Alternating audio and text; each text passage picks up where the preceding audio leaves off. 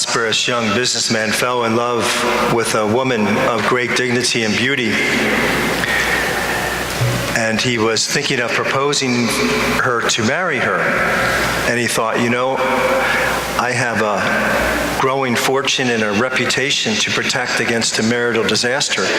I'm going to hire a detective agency to do some sort of background check on her to make sure she's reputable.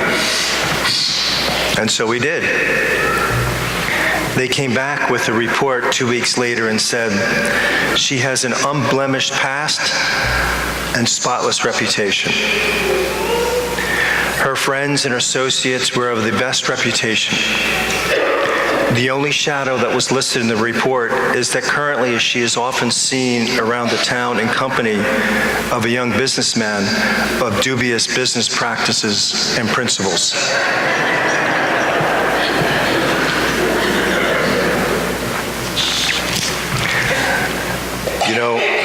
We see this gospel here, don't we, my friends? Those among you without sin be the first to throw a stone. It should make all of us a little uncomfortable, because all of us are pretty good at throwing stones, aren't we, my friends? Every one of us. Every one of us. He was certainly not saying it's all right to do what she did. He said, go from now on, do not sin anymore. There was a man with 3 small children, 7, 5, and 3. And they were in a subway car in an inner city. And in that car itself, they were racing back and forth and carrying on. And the father just sat there, staring straight ahead, doing whatever and letting them do whatever they wanted to do. And it was driving all the people in the car crazy. Finally, one of the guys that was sitting in there sat next to the father and said to him, "Are those your kids?" And he said, "Yeah." He kind of nodded, didn't even respond. He said, "Yeah." And then he started jumping all over him, telling him what a horrible father he is, and a whole assortment and litany of things he said to this father. The man really didn't respond. And after he was finished, he said to the fellow sitting next to him, he said, "I'm sorry." He said, "I guess I'm just a little upset right now, and my children are too." He said, "We just came from the hospital. Their mother and my wife is dying right now, and I guess we're not dealing with it too well." Of course, the one who wrote the article was the man who gave a litany to the father, and he said how horrible he felt. And it's true with all of us, we jump on situations and all sorts of things, don't we? We're quick to throw stones. All of us, aren't we? We throw a lot of them. And Jesus is saying to each one of us, I think we need to look at our own life. So he's saying to these leaders, I think you need to look at your own life. There's enough sin in your own life. You deal with them, and I'll deal with her. One of the largest freshwater turtles is the alligator snapping turtle. They grow to 250 pounds.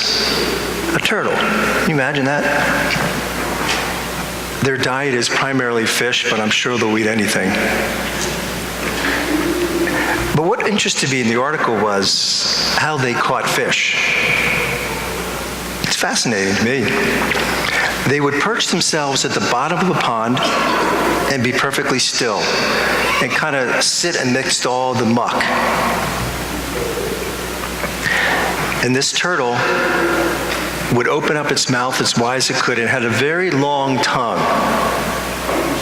And at the end of that very long tongue is a pink worm-shaped appendage.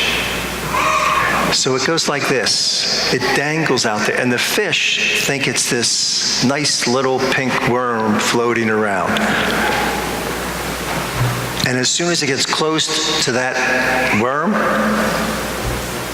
those jaws clamp down.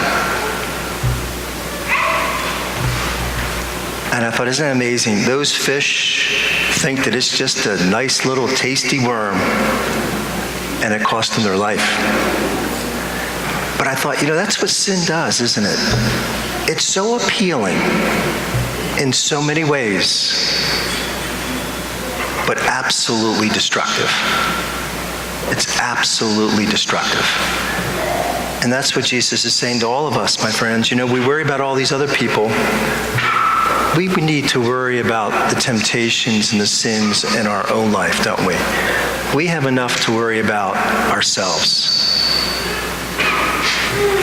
It's a beautiful saying I ran across this week. Give God your weakness and your sins, and he will give you his strength. God bless you.